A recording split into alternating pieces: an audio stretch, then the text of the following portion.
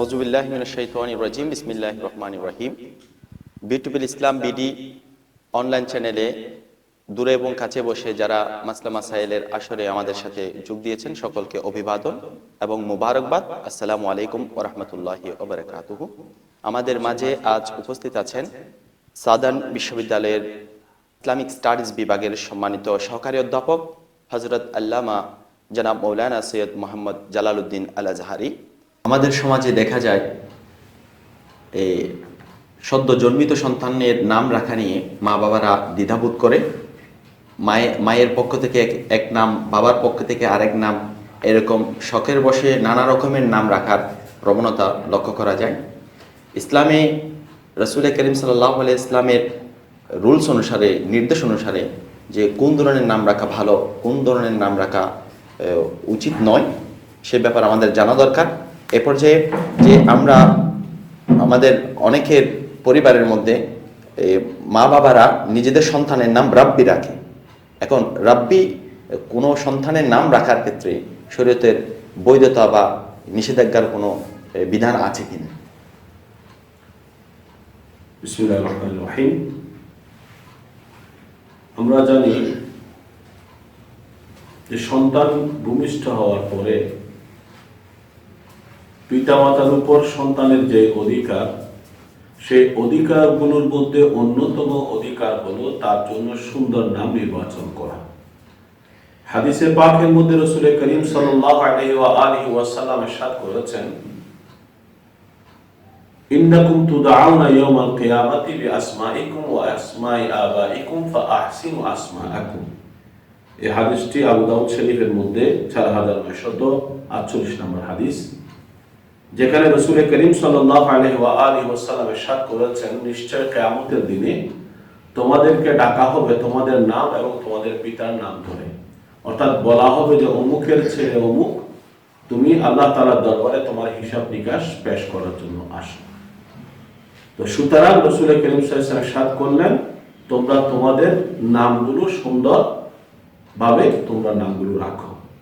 কারণ একটা নাম যদি সুন্দর নাম না হয়, তাহলে 10 জন মানুষের সামনে যে নামটি ডাকলে অন্যের কাছে খারাপ লাগে বা মানুষ হাসাহাসি করে, তাহলে কিয়ামতের দিনে কোটি কোটি কোটি মানুষের সামনে যদি এমন কোনো নাম নিয়ে ডাকা হয় যে নামটি নিয়ে মানুষ হাসাহাসি করবে বা যে নামটি মানুষের সামনে বলতে সুন্দর লাগবে না, এই ধরনের নাম না রাখার জন্য রাসূল করিম সাল্লাল্লাহু আলাইহি ওয়াসাল্লাম নির্দেশ দিয়েছেন এবং বলেছেন যে তোমরা তোমাদের নামগুলো সুন্দর নাম তোমরা নির্বাচন করো। এবং রাসূল করিম সাল্লাল্লাহু আলাইহি ওয়া আলিহি ওয়াসাল্লামের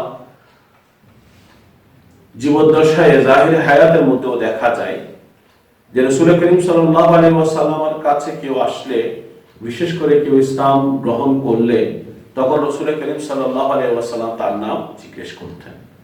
যদি দেখতেন তার নাম সুন্দর, তাহলে ওই নামটা রেখে দিতেন। যদি সুন্দর না হতো, রাসূল করিম সাল্লাল্লাহু আলাইহি ওয়াসাল্লাম সেই নামগুলো পরিবর্তন করে দিতেন। যেমন রিওয়ায়াতের মধ্যে আছে, হযরত ওমর ইবনে খাত্তাব রাদিয়াল্লাহু তাআলার একজন মেয়ে, তার নাম ছিল আসিয়া। আসিয়া মানে সাধারণত অবাধ্য। তখন রাসূল করিম সাল্লাল্লাহু আলাইহি ওয়াসাল্লাম তার নাম পরিবর্তন করে দিয়েছেন এবং বলেছেন, না, তোমার নাম হবে জামিলা, মানে সুন্দর। এভাবে সুন্দর নামের, প্রত্যেক নামের প্রভাব মানুষের জীবনের মধ্যে প্রতিফলিত হয়। বুখারী শরীফের একটা হাদিস আছে, যে হাদিসটি 6190 নম্বর হাদিস, যে রাসূল করিম সাল্লাল্লাহু আলাইহি ওয়া আলিহি ওয়াসাল্লামের দরবারে একজন ব্যক্তি আসলেন। আল্লাহ রাসূল জিজ্ঞেস করলেন যে তোমার নাম কি? তখন সে বলল, আমার নাম হাসান। আমার নাম হাসান। হাসান মানে পেরেশান বা এই ধরনের। রাসূল করিম সাল্লাল্লাহু আলাইহি ওয়াসাল্লাম তার নাম পরিবর্তন করে দিলেন, বললেন, না, তোমার নাম হবে সাহাল। তোমার নাম হবে কি? সাহাল মানে সহজ। তখন ওই লোকটা একটু ঘাট তেরা ছিল, সে বলল, না, আমার বাপ দাদার দেয়া ওই নাম আমি পরিবর্তন করব না। তখন রাবী, যিনি হাদিস বর্ণনা করেছেন, তিনি বলছেন যে এই তার নাম রাখা হয়েছে হাসান বা পেরেশান, যে তার ওই পরিবারের মধ্যে, শুধু তাদের মধ্যে নয়, পরবর্তী যে বংশধর ছিল তাদের মাঝেও কখনো হাসি দেখা যায়নি। সবসময় তাদের মাঝে ওই পেরেশানি তাদের মাঝে বিরাজ করেছে। এখানে সুন্দর নামের সুন্দর প্রভাব আছে, খারাপ নামের খারাপ প্রভাব আছে। বিশেষ করে আমাদের সমাজে যখন নাম রাখা হয় তখন তারা নাম রাখার সময় সাধারণত আলেম উলামাদের কাছ থেকে তারা জিজ্ঞেস করে না, অনেক সময় বই পুস্তক থেকে তারা নাম রাখে, অনেক সময় অন্যান্য কারো কাছ থেকে শুনে নাম রাখে, অনেক সময় কোনো তারকা, কোনো ফুটবলার, কোনো ক্রিকেটারের নাম তারা নির্বাচন করে, কিন্তু ওইটা কখনো চিন্তা করে না সে নামটা সুন্দর নাকি খারাপ, সুন্দর না সেটা তারা কিন্তু চিন্তা করে না। এমনকি কোরআন শরীফ থেকেও আপনি শুধু নাম নির্বাচন করতে পারবেন না যতক্ষণ পর্যন্ত আপনি আলেম ওলামাদের কাছ থেকে সে বিষয়ে না জানবেন। কারণ কোরআন শরীফের মধ্যে শয়তানের নামও আছে, জাহান্নামের নামও আছে, ইবলিসের কথাও আছে, ফেরাউনের কথাও আছে। কোরআন শরীফে থাকলে যে নামটা দিব তা নয়। এই কারণে আমরা অনেক সময় ভুল করে যে রাব্বি, রব্বি নামটা অনেকেই রেখে থাকে, এটা সম্পূর্ণরূপে একটা নিষেধ। কারণ রব্বি মানে, রব মানে হলো প্রতিপালক, রব্বি মানে আমার প্রতিপালক। আমার প্রতিপালক হলেন একমাত্র আল্লাহ, পৃথিবীর কোন ব্যক্তিকে আমার প্রতিপালক বলা যাবে না। এবং বুখারী শরীফের হাদিসের মধ্যেও আছে রাসূল করিম সাল্লাল্লাহু আলাইহি ওয়া আলিহি ওয়াসাল্লাম নিষেধ করেছেন যে তুমি তখনকার সময়ে যে দাস দাসী প্রথা ছিল, যিনি মালিক তাকে এই ওয়াদ্দে রব্বাক, আতঈম রব্বাক, যে তোমার প্রভুকে খাদ্য দাও, তোমার প্রভুকে পানি দাও, এই ধরনের বলতে রাসূল করিম সাল্লাল্লাহু আলাইহি ওয়াসাল্লাম নিষেধ করেছেন। বরং বলো যে তোমার মাওলা, তোমার মুনিব, এভাবে বলো।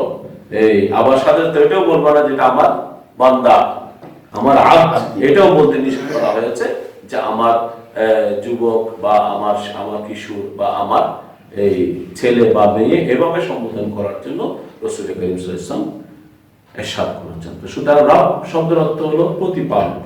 তো এই ধরনের নাম কারোর জন্য রাখা উচিত না। কারণ আমরা শুরুতে আলহামদুলিল্লাহি রাব্বিল আলামিন, এখানে রব আল্লাহর জন্য ব্যবহার হয়েছে। রব্বানা আতিনা ফিদ দুনিয়া হাসানা, সেখানে আমরা রব শব্দ ব্যবহার করেছি। রব্বি জিদনি ইলমান, সেখানে সব ক্ষেত্রে আমরা রব যখন বলি বা রব্বি যখন বলি তখন তার অর্থ হলো আমার রব, অর্থাৎ একমাত্র আল্লাহ পাকের আলামের জন্য এই রব্বি শব্দটা ব্যবহার হয়। সুতরাং অন্য কারোর জন্য এই ধরনের নাম রাখা উচিত না। সুতরাং আমরা এই রাব্বি শব্দটা আমাদের সন্তানের জন্য রাখবো না।